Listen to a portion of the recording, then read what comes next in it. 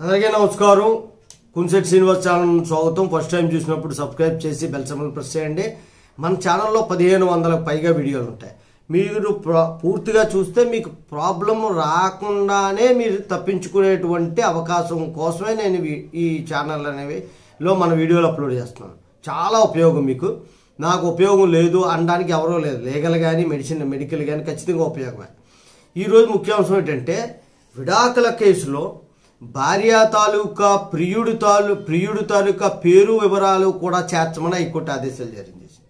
ఏంటిది చెప్తాను.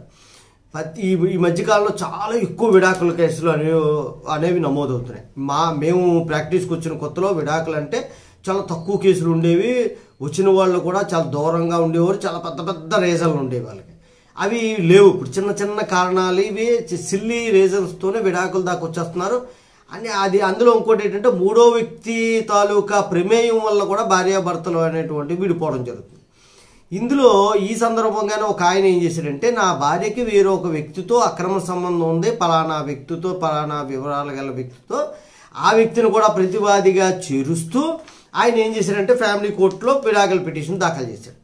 Family court ఏం చేసిందంటే అతన్ని థర్డ్ పర్సన్ని మీరు విడాకుల కేసులో చేర్చడాన్ని తిరస్కరిస్తే అప్పుడు ఏం చేసింది అంటే అతను నేరుగా హైకోర్టులో రిట్ పిటిషన్ ఫైల్ చేశాడు. ఎందుకంటే నా భార్యకి పలానా వ్యక్తితో అక్రమ సంబంధం ఉంది, ఆయన్ని ప్రతివాదిగా చేర్చాను అని చెప్పేసి చేరిస్తే అప్పుడు హైకోర్టు విచారణ చేసేవందంటే ప్రియుడి పేరు కూడా చేర్చండి. ఎందుకంటే మరి ఎవరితో అక్రమ సంబంధం ఉన్నది ప్రూవ్ చేయాలంటే అతను కూడా ఉండాలి కాబట్టి అతని పేరు కూడా చేర్చాలని చెప్పేసి కోర్టు చెప్పింది. ఇక్కడ కూడా ఎలమంచిలి కోర్టులో కూడా ఒక ఆయన ఈ పిటిషన్ దాఖలు చేశారు. అందులో ప్రియుడి పేరు కూడా చేరుస్తూ మేము కేసు చేసాం. నేనే చేశాను ప్రియుడి తరపున. అలాంటి సందర్భాల్లో ఈ కేసులు చాలా బాగా పనిచేస్తాయి. ఫ్యామిలీ కోర్టు రిటర్న్ చేసినప్పటికీ హైకోర్టు ఏముందంటే ప్రియుడి పేరును కూడా చేర్చమని. ఇందులో ట్విస్ట్ ఏంటంటే ఎవరైతే భార్య తాలూకా ప్రియుడు ఉన్నాడో ప్రియుడికి ఇంకొక ఒరిజినల్గా భార్య ఉంది. ఆవిడ ఏం చేసిందంటే నా భర్తకి వేరొక అమ్మాయితో అక్రమ సంబంధం ఉంది ఈ అమ్మాయితోని అంటూ ఎఫిడవిట్ దాఖలు చేసింది హైకోర్టులో. ఆవిడ కూడాను ఇక్కడ బయటపడింది మొత్తం వివరాలన్నీ కూడా. అందుకని హైకోర్టు ఏం చేసిందంటే ఫ్యామిలీ కోర్టు ఇచ్చిన ఆర్డర్ని డిస్మిస్ చేసి హైకోర్టు ఆర్డర్ పాస్ చేసింది. ప్రియుడు పేరు కూడా విడాకుల్లో ఆమెతో పాటుగా ప్రతివాదులుగా చూపించవచ్చు అని చెప్పి.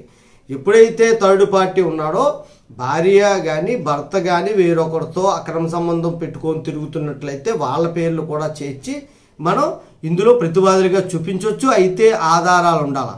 లేకపోతే తరువాత కేసు పోయిన తర్వాత మీరు చాలా ఇబ్బంది పడతారు. ఎందుకంటే డిఫామేషన్ సూట్ కానీ అనేక కేసులు పడిపోతాయి మీ దగ్గర.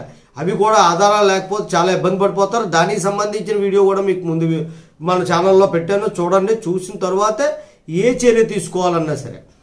జై హింద్, భారత మాతా కీ జై.